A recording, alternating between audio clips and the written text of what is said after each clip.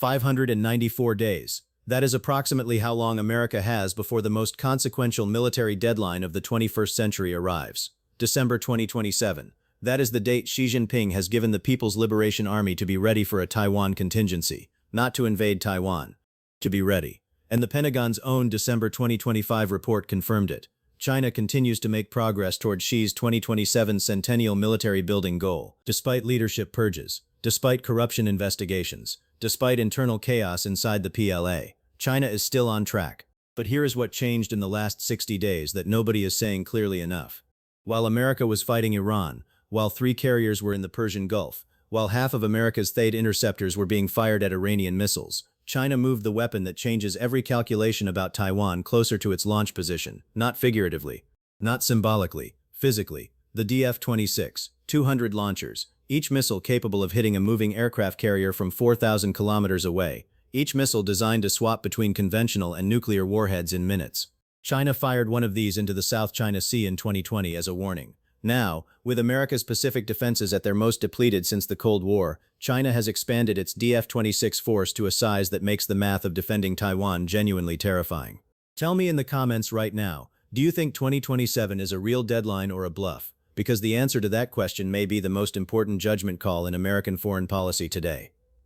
Let us talk about what the DF-26 actually is, because its nickname tells you only half the story. America calls it the Guam Killer, because from mainland China, the DF-26 can reach Guam, the American air base and naval hub that is America's most important military installation in the Pacific, 4,000 kilometers away, hit from the Chinese mainland, with a ballistic missile that travels at hypersonic speeds during its final approach. But calling it the Guam Killer undersells what it actually threatens. The Pentagon's 2025 China Military Power Report, released in December, confirmed the DF-26 is capable of precision land attack and anti-ship strikes in the Western Pacific, the Indian Ocean, and the South China Sea from mainland China. Anti-ship. Meaning, it is not just designed to hit bases, it is designed to hit moving aircraft carriers at sea, at 4,000 kilometers range, while traveling at hypersonic speed, while maneuvering during descent to evade missile defense systems. The NTI analysis described the threat plainly. China may have as many as 200 DF-26 launchers. A force of that scale, fired simultaneously, would overwhelm any air defense system America currently has in the Pacific. But here is the detail that makes defense planners lose sleep specifically. The DF-26 is dual capable. It can carry a conventional warhead or a nuclear warhead. China can swap between them, in minutes, on the launcher, in the field. The NTI assessment wrote it directly. Preparations to launch a DF-26 with a conventional warhead against a U.S. base could potentially be misinterpreted as the launch of a nuclear weapon and trigger nuclear escalation. 1 missile, 2 warhead types. 0 warning time for the defender to know which one is coming. The DF-26 is one weapon in one category. Here is the complete picture of what China has built, because the Pentagon's own report used a phrase that should appear on the front page of every newspaper in America. The report said, China has the world's leading hypersonic missile arsenal, not catching up to America, leading. The world's leader in hypersonic weapons is not the United States, it is China. Here is the inventory. The DF-17, a medium-range ballistic missile equipped with a hypersonic glide vehicle. It travels at Mach 10. It skims the upper atmosphere rather than following a traditional ballistic arc. Radar systems are designed to track objects on predictable trajectories. The DF-17 flies an unpredictable trajectory at Mach 10. The Pentagon confirmed it has been deployed against foreign bases and fleets. The YJ-21, a hypersonic anti-ship ballistic missile, launched from ships and aircraft, confirmed demonstrated against naval targets. The DF-27, a conventional ICBM with hypersonic glide vehicle capability, confirmed deployed in 2024 according to the Pentagon, capable of reaching the continental United States.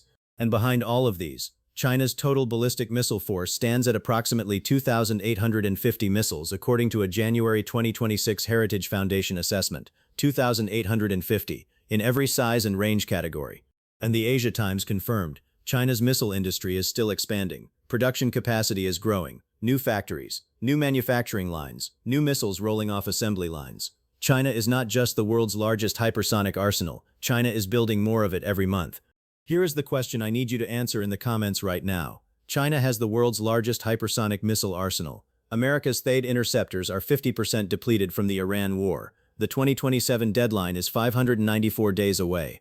Does America still have time to fix this, or has the window already started closing? Drop your answer right now. Because this is the debate that should be happening in every Senate hearing room in Washington, and right now it is barely happening at all. Here is the weapon China is using right now, today, that does not fire a single missile, and it may be more dangerous than the DF-26.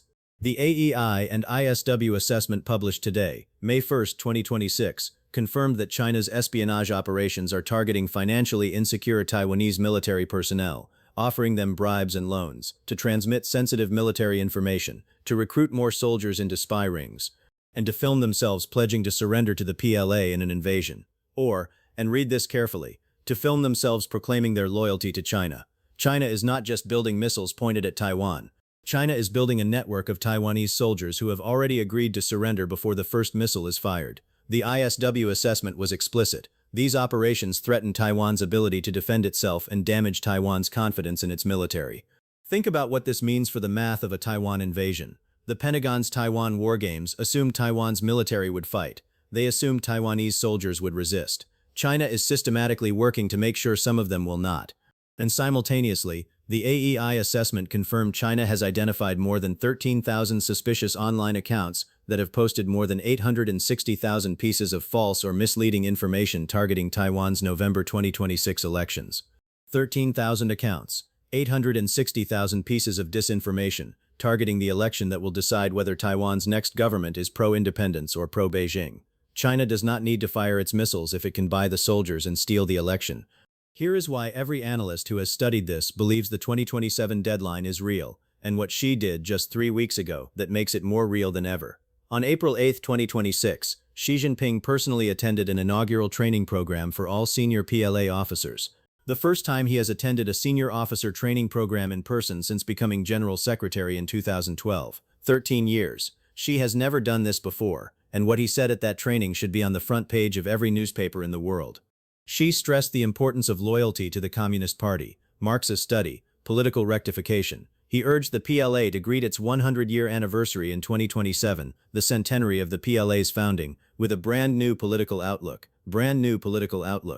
Xi is not just telling the PLA to be militarily ready by 2027. He is telling it to be politically ready, ideologically prepared, loyal, not just to China, to him personally. The AEI assessment flagged the disturbing implication of this directly. Xi may be emphasizing ideological loyalty over operational competence, an army selected for its loyalty rather than its skill. PLA Daily published a report noting that a training exercise performed poorly, and the party committee concluded the poor performance resulted from political deviation, not from bad tactics, not from inadequate training, from insufficient political loyalty. China is building an army that is simultaneously the most technologically advanced in Asia and potentially the most politically constrained. Xi wants soldiers who will obey without question, because the order he is planning to give does not allow for hesitation. Here is the strategic picture China's military planners are looking at right now, and why every number in this section connects directly to the 2027 deadline. CNN confirmed on April 21st, the U.S. military has created a near-term risk of running out of ammunition in a future conflict should one arise in the next few years. The CSIS analysis behind that CNN report confirmed the specific numbers. America has expended at least 45% of its precision strike missiles in the Iran war, at least half of its THAAD missile defense inventory, nearly 50% of its Patriot air defense interceptors. America produces approximately 600 Patriot missiles per year. It fired more than 1,200 in 7 weeks against Iran. 2 years of production in less than 2 months. The CSIS report said replenishment will take 1 to 4 years as missiles in the pipeline are delivered, then several more years to reach desired inventory levels. Add those numbers to the 2027 timeline. If America starts replenishing today, and production runs at maximum capacity, America's missile inventories will not be fully restored before December 2027. China's military planners have access to the same CSIS report CNN was reporting on. China's intelligence analysts have been tracking American munitions expenditure rates throughout the Iran war. They know the numbers. The Asia Times confirmed China's military has been studying the Red Sea and Iran campaigns specifically for the lesson about exchange ratios, cheap weapons versus expensive interceptors, and China has drawn its conclusion. America's magazine is half empty. The replenishment timeline extends past the 2027 deadline, and China is counting the days. Here is the dimension of this story that makes the 2027 deadline more alarming, not less. Taiwan itself has a defense budget problem that its own political system is creating. The AEI assessment confirmed, Taiwan's main opposition parties in the Legislative Yuan have been blocking the special defense budget that contains funding for Taiwan's most critical modern weapons, the high-mobility artillery rocket system HIMARS, the M109A7 self-propelled howitzer, Javelin anti-tank missiles, TODO anti-tank guided missiles, and critically, the T-Dome integrated air and missile defense system that Taiwan's President Lai Ching-te introduced specifically to defend against China's drone swarm capability. Taiwan's opposition KMT party, the pro-Beijing party that has been meeting with Xi Jinping, has proposed budget versions that eliminate funding for the T-Dome, the very system designed to stop China's most dangerous asymmetric weapon. Taiwan's pro-China opposition is blocking Taiwan's own missile defenses. Simultaneously, China deployed PRC-based disinformation accounts to convince Taiwan's population that because of the Hormuz closure, Taiwan's LNG would run out in 11 days and the electricity would go dark. The videos promoted peaceful unification with China as the solution to Taiwan's alleged energy crisis. China is attacking Taiwan's political will and its defense budget simultaneously, undermining the weapons procurement, undermining the election, bribing the soldiers, and moving 200 DF-26 launchers closer to the coast. Here is what America is actually doing in response, because honest analysis requires both sides. The Pacific Deterrence Initiative is funding hardened positions across the first island chain. HIMARS is deployed in the Philippines. Typhoon missile batteries with Tomahawks are positioned in Luzon. Japan's defense transformation is accelerating. $58 billion budget, missiles that reach Shanghai, constitutional amendment underway. AUKUS nuclear submarines for Australia moving forward. And Admiral Paparo's hellscape strategy, thousands of cheap autonomous drones, is being actively developed. But here is the question I want you to debate in the comments. Is this enough to close the window before 2027? Because Xi's training program on April 8th was not a routine speech. It was a countdown clock, and it has 594 days left on it. Comment right now, yes, America is doing enough, or no, the window is already closing. Here is exactly where everything stands on May 5, 2026. China has the world's largest hypersonic missile arsenal, 200 DF-26 launchers, each capable of hitting a moving aircraft carrier from 4,000 kilometers, each carrying either a conventional or a nuclear warhead, with zero warning time for the defender to know which one is incoming. China has 2,850 total ballistic missiles, more ICBM launchers than the United States. The Pentagon confirmed China continues to make progress toward the 2027 readiness deadline. Xi personally attended PLA officer training for the first time in 13 years, demanding political loyalty in preparation for an order only he knows is coming. China's espionage network is bribing Taiwan's own soldiers to surrender before the war starts.